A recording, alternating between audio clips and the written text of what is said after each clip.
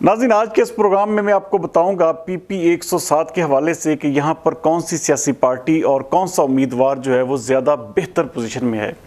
पिछले इलेक्शन में यहाँ पर मुस्लिम लीग नून के मियाँ अजमल आसिफ साहब ने बतौर MPA मुंतखब होकर कामयाबी हासिल की थी।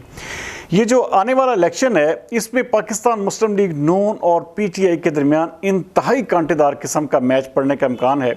पाकिस्तान मुस्लिम लीग नून के मियाँ अजमल आसिफ जो हैं वही उम्मीदवार होंगे, जबकि तहरीक इंसाफ की जानब से राना आफ्ताब अहमद खान जो हैं वो एक सीजन पॉलिटिशियन हैं, वो उम्मीदवार होंगे। जबकि उसके साथ साथ यहाँ पर पाकिस्तान पीपल्स पार्टी के मोस्ट प्रोबेबली नसीर साहब हैं या जो सईद इकबाल साहब जो थे उनके साहबजादे भी जो हैं वो भी पाकिस्तान पीपल्स पार्टी के उम्मीदवार हो सकते हैं। जबकि जमात इस्लामी की नजमा खानम साहिबा जो हैं वो उम्मीदवार हैं। बाकी उसके अलावा भी बहुत सारी जमातें यहाँ पर इलेक्शन कंटेस्ट करेंगी, लेकिन सरे-दस्त जो है यहाँ पर मुकाबला जो है वो इन्हीं दोनों पार्टियों के दरमियान होगा। इन दो पार्टियों के राना शाहिद साहब जो थे चंचल सिंह वाला, वो भी उम्मीदवार के तौर पर उन्होंने बाकायदा तौर पर पाकिस्तान तहरीक इंसाफ को इंटरव्यू भी दिया था, लेकिन पार्टी ने उस वक्त राना आफ्ताब अहमद खान को ज़्यादा बेहतर समझते हुए उनको टिकट जारी किया। तो इस वक्त भी मोस्ट प्रोबेबली यही लग रहा है कि राना आफ्ताब अहमद खान साहब जो हैं यही PTI के उम्मीदवार होंगे। हो सकता है कि राना शाहिद साहब आज़ाद हैसियत से इलेक्शन लड़ रहे हैं या कुछ और लोग भी जो हैं इसी लूप में हैं कि वो शायद आज़ाद हैसियत में इस हल्के से इलेक्शन लड़ेंगे। लेकिन सरे-दस्त यहाँ पर जो मुकाबला बन रहा है वो राना आफ्ताब अहमद खान और मियाँ अजमल आसिफ के दरमियान ही है। राना आफ्ताब अहमद खान की नाज़रीन पोजीशन जो थी 9 मई के वाक़या से पहले इंतहाई ज़बरदस्त पोजीशन में थे, और मैं ख़ुद इस हल्के में जब गया मैंने इसके सर्वेज़ किए तो मैंने इन दोनों उम्मीदवारों के, मियाँ अजमल आसिफ साहब के और राना आफ्ताब अहमद खान साहब, इन दोनों के ना सिर्फ इंटरव्यूज़ किए बल्कि पब्लिकली बहुत सारे लोगों के व्यूज़ भी लिए। उस वक्त जो पोजीशन थी वो राना आफ्ताब अहमद खान तकरीबन 55% पर थे और मियाँ अजमल आसिफ साहब जो थे वो 45 के लगभग।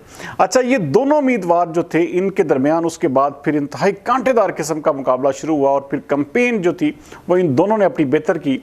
लेकिन हमारे मुल्क की बदकिस्मती कह लें कि 9 मई के वाक़यात ऐसे पेश आए कि जिसने पाकिस्तान तहरीक इंसाफ के उम्मीदवारों को ना सिर्फ हल्के से दूर किया बल्कि उनको अपनी कैंपेन भी जो है वो बीच राह में छोड़नी पड़ गई।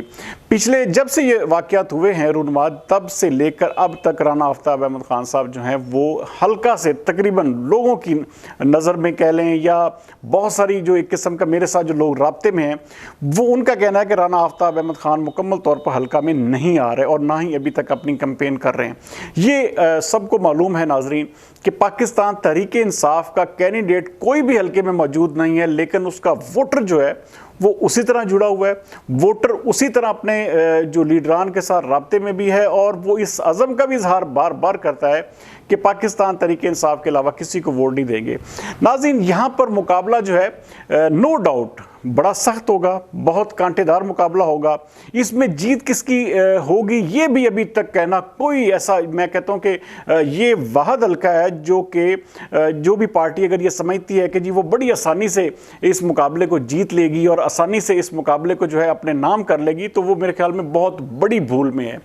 ये हल्का किसी भी सूरत में किसी के लिए भी तरने वाला नहीं है। चाहे राना आफ्ताब अहमद खान साहब काफ़ी ये पिछले 2-2.5 महीने से किस्म का पर्दा स्क्रीन से गायब हैं, लेकिन उनका वोटर उसी तरह जुड़ा हुआ है, उनके साथ लोग जो हैं उसी तरह जुड़े हुए हैं, क्योंकि यहाँ पर राजपूत बरादरी का बहुत बड़ा वोट बैंक है।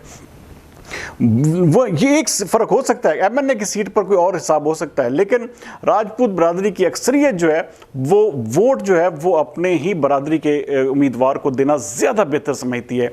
तो मियाँ अजमल आसिफ साहब को यहाँ पर ना सिर्फ डबल मेहनत करना पड़ेगी बल्कि अपनी कैंपेन के जो स्टाइल या किस्म के जो उनके तरीक़ाकार हैं उसको भी उसमें जिद्दत लाना होगी। ये नहीं हो सकता कि उसी पुराने नज़रिए पर, पुराने फ़लसफ़े पर चलते हुए ये समझे कि जी मियाँ अजमल आसिफ साहब जो है कामयाबी हासिल कर लेंगे, तो ये उनके लिए बहुत बड़ी डिफ़िकल्टी होगी। इस हल्के में अभी तक नाजरीन मैं इस हवाले से मुख्तलिफ इदारों की रिपोर्ट्स भी ले चुका हूँ, मुख्तलिफ लोगों के साथ रब्ते भी कर चुका हूँ, वहाँ के साफ़ती हलकों के साथ भी, वहाँ के जो चीदा जो किस्म का जिनके साथ बहुत बड़ी तादाद में लोग जुड़े हुए हैं, मजबूत धड़ों वाले लोग, उनके साथ भी रब्ता करने के बाद इस नतीजे पर मैं पहुँचा कि अगर अभी इलेक्शन होते हैं तो इन दोनों उम्मीदवारों में से किसी के बारे में भी कोई प्रेडिक्ट नहीं किया जा सकता। ये दोनों बिल्कुल ब्रेक इवन पर खड़े हैं। इनमें से कोई भी उम्मीदवार ज़्यादा बेहतर परफॉर्मेंस जो है, बेहतर कैंपेन करके जो है वो जीत सकता है, सीट निकाल सकता है। लेकिन ये कहना कि जी इस वक्त के मियाँ अजमल आसिफ साहब सीट निकाल लेंगे, ये भी गलत है। और अगर मैं ये कहूँ कि राना आफ्ताब अहमद खान इसी तरह अगर इसी पॉलिसी के साथ चलते रहे, हल्के से बिल्कुल दूर रहे, तो वो सीट निकाल लेंगे। क्योंकि मेरा इन दोनों के साथ बहुत प्यारा ताल्लुक है। तो मैं अभी तक जो मेरी अपनी ज़ाती असेसमेंट है, मुख्तलिफ रिपोर्ट्स हैं, तो वो यही कह रही हैं कि इन दोनों के दरमियान मुकाबला जो है वो इंतहाई कांटेदार होगा। और जीत के बारे में इस हल्के की PP 107 की अभी तक कोई प्रेडिक्ट नहीं किया जा सकता। अगले प्रोग्राम तक सरदार अमीन जो तो दीजिए इजाज़त। पाकिस्तान जिंदाबाद।